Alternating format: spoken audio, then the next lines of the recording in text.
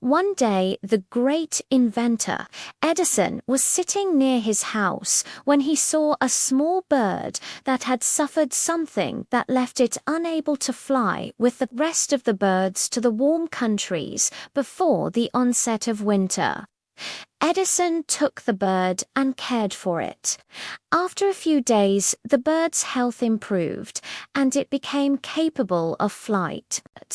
But Edison feared the bird might not endure the hardships of flying a long distance, so he placed it in a cage, put enough food and water for it inside, sent the cage to a shipping company, and requested they transport it quickly to one of the warm countries.